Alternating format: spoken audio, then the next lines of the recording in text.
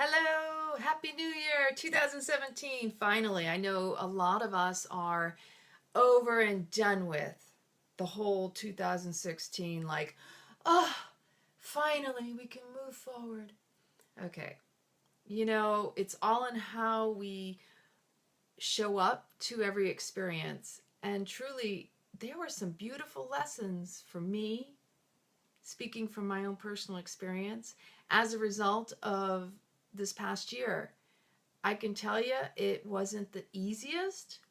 I did find it exceptionally challenging, and it was mostly mental challenge.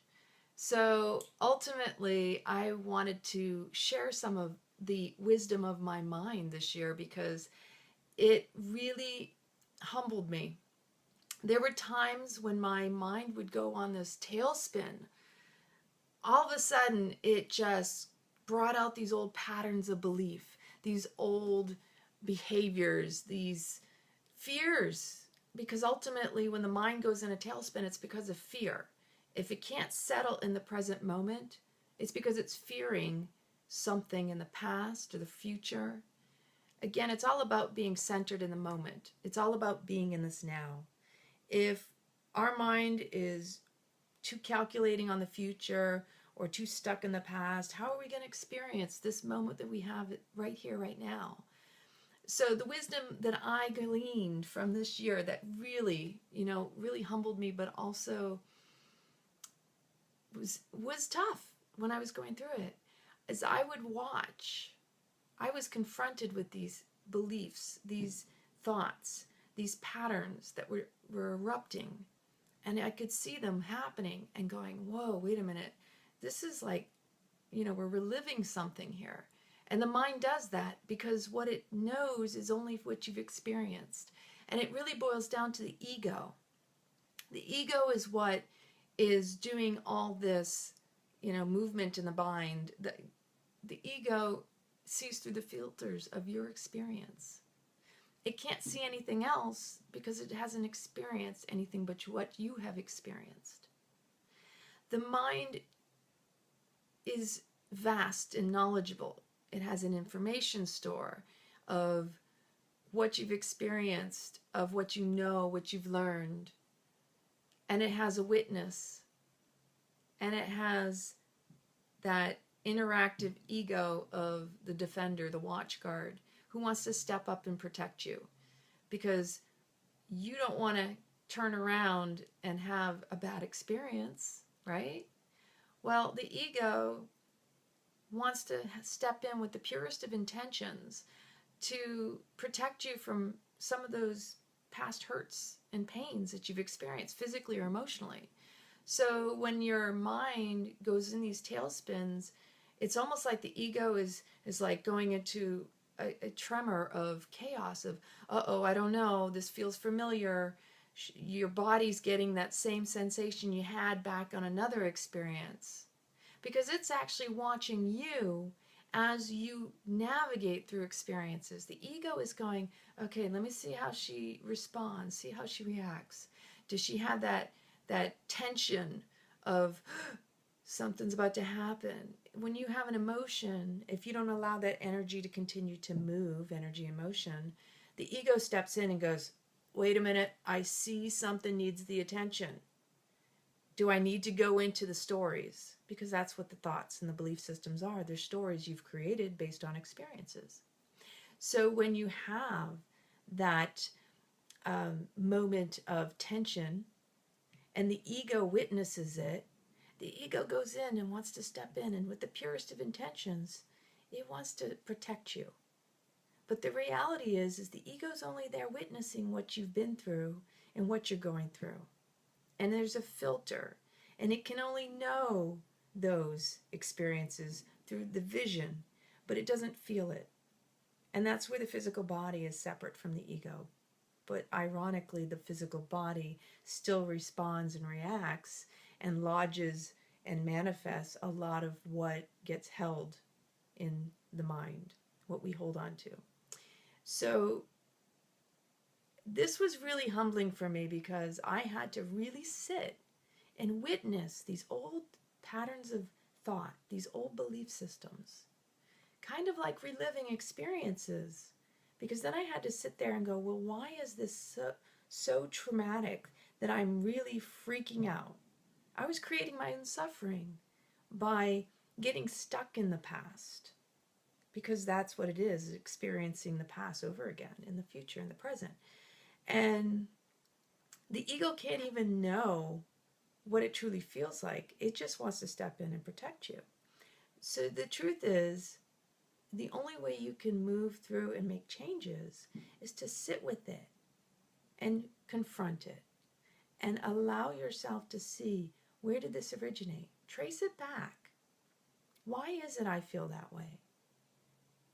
Is it real? Because most of the time it's an illusion. So we get caught up in what we think the ego can protect us from, but we don't even know that that's what's happening. And love can't even be experienced by the ego, yet it tries to connect us to situations that will bring us that experience. It's quite the interesting disconnect that you have this ego that can be aware of what's going on, but just be on the sidelines and never truly experience it. I have to say that the ego, it's phenomenal. It's positive in taking care of you, but we need to condition it, because ultimately it's meant to serve you. So yes, we can have that watch guard, and we can also train it into recognizing what it is we want to experience through how we hold on to, how we physically manifest. You know, when you find yourself getting emotional, it's great. You have to honor that. And the only way you can move through life is to be with everything that's happening and observe it for what it is. Don't get attached to it. And really go, wow, what a blessing to have these experiences. Because the mind, it just can go in a tailspin if you let it. But when you get a chance to sit with it and humble it and just really embrace it, because that ego, it wants to feel its importance. And you have to embrace it at some point, because it's there to serve you. So the more you can make friends with it, you can turn it into your, I won't say slave, but your best friend, because it will serve you like a best friend once you are able to rein it in with tender loving care, with that nurturing and the recognizing that, okay, I see where you're going with this. We've been there before. Now let's really look at it. Let's question if this is real, if this is even possible. Because we can never re-experience anything. It can be similar, but it'll never be the exact experience. And the more we fear experiencing something dramatic or painful, we're actually going to draw that in.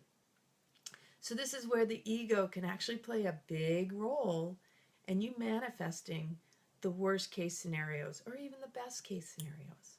So let's work on manifesting the best life we can by embracing what we have for the tools to do that with. See, the ego judges. It's always judging. We judge. But there's another word that's even better, if you can discern, which means you're not saying this is good or that is bad, because judgment is just an opinion. It's that you're able to come to a conclusion and make a decision based on it. But again, the decisions are always going to be based on your experiences in the past. You can't take the future experiences and say, oh, this is possible, because you hadn't experienced that yet. So when you can sit there and go, okay, how can I work through this? You do have to use your past experiences to the degree that you can discern what resonates, what feels good to you, because the body is what is going to be your biggest tool. We all know the butterflies in the stomach, the excitement, the joy, the feeling of when something feels wrong, or the feeling that it resonates. It really the vibration, the vibe, that's my vibe. I can jam with that. That works. Hey, come on. Bring that stuff on. I like it. This is going to be a good year. You make these choices in life, and you have to feel good about them in your physical body, not just your mind. It may make sense, but it may not feel right. You may not resonate with what makes sense. And that's the most important thing, is getting those two in balance and harmony and synchronizing that. So it's really about honoring and meeting yourself where you're at. Because when you can do that, and when you're good with you, you'll notice that other people will meet you where you're at, and you'll be able to meet others where they're at. It's the patience that starts within is the patience you extend to those around you. Everything starts with ourselves, which is why it is so important to really tap into our inner wisdom and to embrace every part of ourselves, because there's no such thing as good or bad. It just is what it is. It is an experience. And that's what life is about, is embracing and making the best of every experience. Not blowing it out of the water and getting all anxious and uptight about it, but really just, hey, you know what? That didn't work out the way I wanted it to. But that is ultimately why it didn't, because your suffering comes from the expectation that it has to look a certain way. When you're able to release the attachment to the way it's supposed to look, you can be surprised in ways that will exceed your expectations. And the beauty in life is about really just letting it go with the flow. And that's what this year is going to be about. It's going to be about how you are able to move through life with resistance or with fluidity, with flow, with movement, with grace, with acceptance of all that is, and doing the best you can where you're at, and recognizing your gifts, your strengths, your talents, and how you can bring that to others and uplift each other. Because that's what we're here to do. We're here to uplift each other, connecting in love. It sounds all airy-fairy, and yeah, we're going to have our moments, our ups and our downs. But when you recognize how much you want love, it should be easier to extend to others that same love. Get over the past grudges. Move forward. Don't label one another. Labeling only separates. United we stand, divided we fall. And so we have to make ourselves whole in order to come together as a whole. See, we're all bits and pieces of the bigger picture, and we are all one. And this is the beauty of life. The other thing that I really admired that I can say came from my Beyond Addiction, because I started to tap more into my inner child, was the beauty in knowing that sometimes my inner child wants to be heard. Sometimes it wants to be seen. And there's nothing wrong with that. And in fact, it's the inner wise woman within me that's able to recognize and appreciate and honor the inner child, and to watch her and say, okay, you go ahead. Sometimes she needs to speak out and be heard and vent or whatever. So she turns to the tribe or to friends and shares that. That inner child needs to let things out sometimes. And the inner wise woman, because of her wisdom, is able to step back and to know when it's needed, and to appreciate and nurture that within my inner child, and say, you know what? We already know it's all perfect. Because ultimately, she accepts all stages of herself throughout this life. So many blessings to everyone out there. I hope you enjoyed this. We're going to have a free flow. Let the sweetness of this year continue throughout the year.